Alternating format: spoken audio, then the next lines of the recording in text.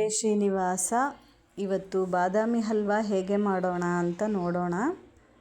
ನಿನ್ನೆ ರಾತ್ರಿ ನೆನೆ ಇಟ್ಟಿದಂಥ ಬಾದಾಮಿ 200 ಗ್ರಾಮ್ಸ್ ಬಾದಾಮಿ ನೆನೆ ಇಟ್ಟಿದ್ದೆ ನಾನು. ಅದನ್ನು ಎಲ್ಲ ಸಿಪ್ಪೆ ಸುಲ್ಕೋತೀನಿ. ಯಾವುದೇ ಒಂದು ಅಡುಗೆ ಮಾಡೋವಾಗ್ಲೂ ನಾವು ನಿರ್ವಿಘ್ನವಾಗಿ ಆಗಬೇಕು ಅಂತ ಮಹಾಗಣಪತಿನ ಪ್ರಾರ್ಥನೆ ಮಾಡಬೇಕು. ಆಮೇಲೆ ಅಗ್ನಿದೇವರು ನಮಗೆ ಪಕ್ವ ಮಾಡಿಕೊಡ್ತಾರೆ. ಹಾಗಾಗಿ ಅಗ್ನಿದೇವರಿಗೆ ನಮಸ್ಕಾರ ಮಾಡಬೇಕು.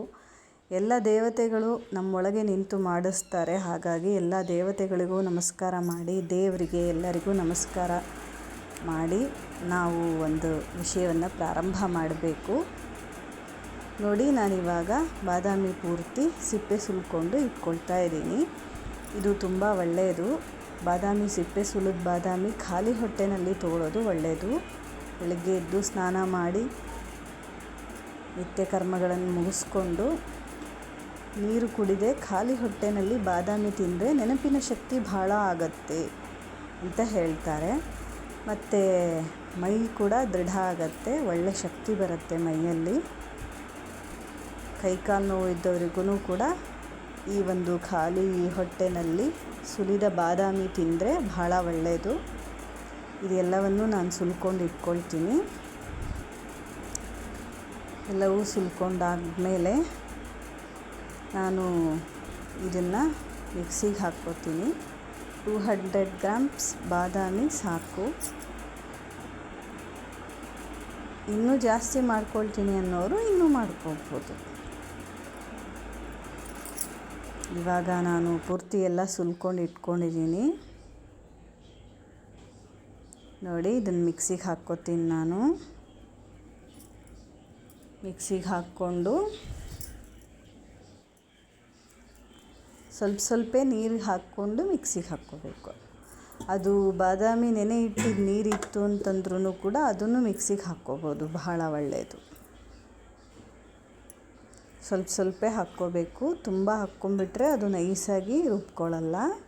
ಸ್ವಲ್ಪ ಹಾಕ್ಕೊಂಡ್ರೆ ಎಷ್ಟು ಚೆನ್ನಾಗಿ ನೈಸಾಗಿ ನುಣ್ಣಗೆ ರುಬ್ಕೊಂಡಿದೆ ನೋಡಿ. ಇದನ್ನು ನಾನು ಅಳ್ಕೊಳ್ತೀನಿ. ನನಗೆ 3 ಲೋಟ ಹಾಲು ಸಿಕ್ತು. ಇದರಲ್ಲಿ 3 ಲೋಟ 4 ಲೋಟ ಸಿಕ್ತು. ನಾನು 1 ಲೋಟಕ್ಕೆ 3/4 ಸಕ್ಕರೆ ಆ ಥರ ಹಾಕ್ಕೊಂಡೆ.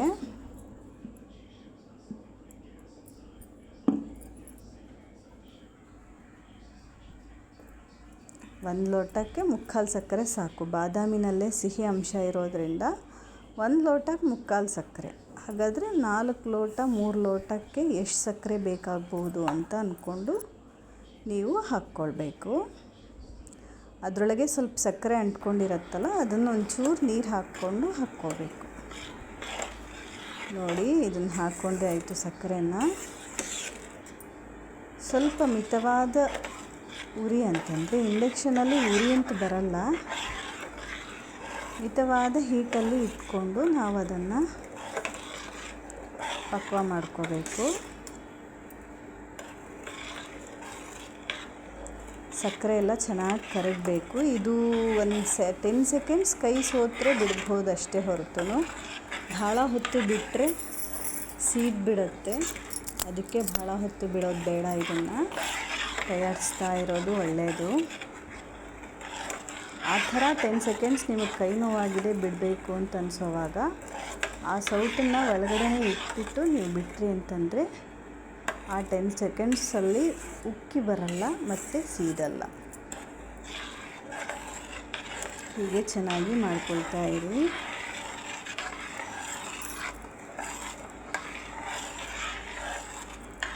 ಕುದಿ ಹಿಡಿಯುತ್ತೆ.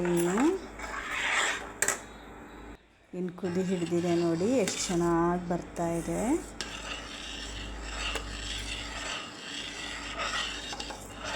ಚೆನ್ನಾಗಿ ಕುದೀತಾ ಇದೆ. ಕುದ್ದು ಅದು ಸ್ವಲ್ಪ ಕಡಿಮೆ ಆಗಿ ಹಲ್ವಾ ಪದಕ್ಕೆ ಬರುತ್ತೆ. ಚೆನ್ನಾಗಿ ಬರ್ತಾ ಇದೆ ನೋಡಿ,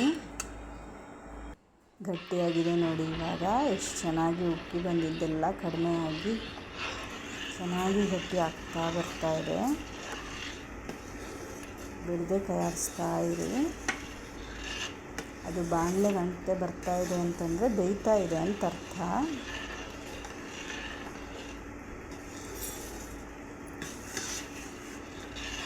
ಇನ್ನೂ ಸ್ವಲ್ಪ ಗಟ್ಟಿ ಆದಮೇಲೆ ತುಪ್ಪ ಹಾಕಬೇಕು.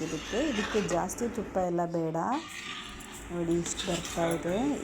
ಇದರಲ್ಲೇ ಸ್ವಂತ ಎಣ್ಣೆ ಅಂಶ ಇರೋದ್ರಿಂದ ನಾವು ಒಂದೇ ಚಮಚ ತುಪ್ಪ ಹಾಕಿದರೆ ಸಾಕು. ನೋಡಿ ಎಷ್ಟು ಚೆನ್ನಾಗಿ ಗಟ್ಟಿ ಬರ್ತಾಯಿದೆ.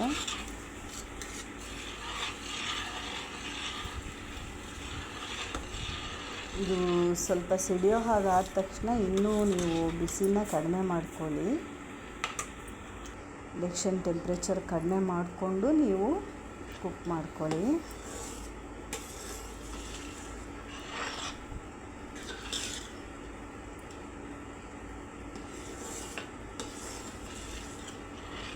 ಚೆನ್ನಾಗಿ ಬರ್ತಾಯಿದೆ ನೋಡಿ.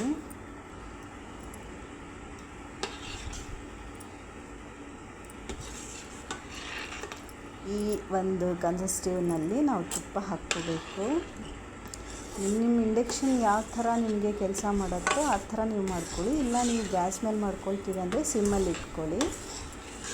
ಒಲೆ ಮೇಲೆ ಮಾಡ್ಕೊಳ್ತೀನಿ ಅನ್ನೋರು ಸಣ್ಣ ಉರಿನಲ್ಲಿ ಮಾಡ್ಕೊಳ್ಳಿ. ಆದರೆ ಒಲೆ ಮೇಲೆ ಸಣ್ಣ ಉರಿ ಬೇಕಾಗಲ್ಲ. ಒಲೆ ಮೇಲೆ ಸ್ವಲ್ಪ ದೊಡ್ಡ ಉರಿನಲ್ಲೇ ಮಾಡ್ಕೊಳ್ಳೋದು ಒಳ್ಳೆಯದು. ಇನ್ನೂ ಬೇಗ ಆಗುತ್ತೆ. ಸ್ವಲ್ಪ ಸಿಡಿಯುತ್ತೆ. ಹುಷಾರಾಗಿ ಇಳಿಸ್ಕೊಂಡು ಬೇಕಾದ್ರೆ ಮಾಡ್ಕೊಳ್ಳಿ.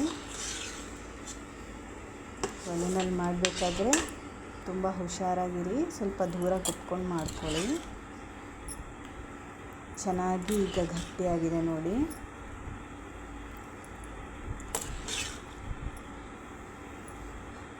ಈ ಪದಕ್ಕೆ ಬಂದಮೇಲೆ ಏಲಕ್ಕಿ ಸಿಪ್ಪೆ ಮತ್ತು ಏಲಕ್ಕಿನ ಒಂದು ತಟ್ಟೆನಲ್ಲಿ ಇಟ್ಕೊಂಡು ಲೋಟನೋ ಅಥವಾ ಇನ್ಯಾವುದಾದ್ರೂ ತಂಬಿಗೆನೋ ಇಟ್ಕೊಂಡು ಅದನ್ನು ಚೆನ್ನಾಗಿ ಒತ್ಕೊಂಡ್ರೆ ಅದು ತುಂಬ ಚೆನ್ನಾಗಿ ವಾಸನೆ ಕೊಡುತ್ತೆ. ಈ ಥರ ಆಗುತ್ತದು. ಇದನ್ನು ಹಾಕ್ಕೊಂಡು ಇಳಿಸ್ಕೊಂಡ್ಬಿಡ್ಬೋದು. ಆಫ್ ಮಾಡ್ಕೊಂಡ್ಬಿಡ್ಬೋದು. ನೀವು ಸ್ಟವ್ ಆಫ್ ಮಾಡ್ಕೊಂಡ್ಬಿಡ್ಬೋದು. ಈ ಪದಕ್ಕೆ ಬಂದ ತಕ್ಷಣ ಈ ಪದಕ್ಕೆ ಬಂದಿದೆ ನೋಡಿ. ಇನ್ನು ನಾನು ಈ ಪದಕ್ಕೆ ಬಂದಿದ್ದನ್ನು ನಾನು ತಟ್ಟೆಗೆ ಹಾಕ್ಕೊಳ್ತೀನಿ.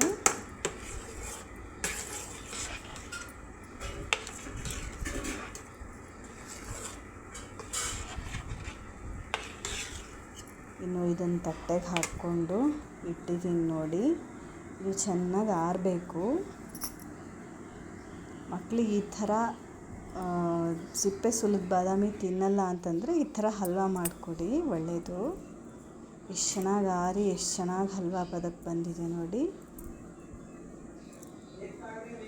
ಈ ಥರ ಒಳ್ಳೆ ಆಹಾರದೊತ್ತಿಗೆ ಇನ್ನೊಂದು ವಿಡಿಯೋನಲ್ಲಿ ನೋಡೋಣ.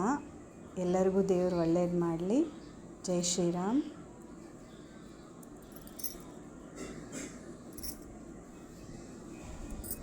ಆ ಭಗವಂತ ಮಕ್ಕಳಿಗೆಲ್ಲ ಒಳ್ಳೇದು ಮಾಡಲಿ.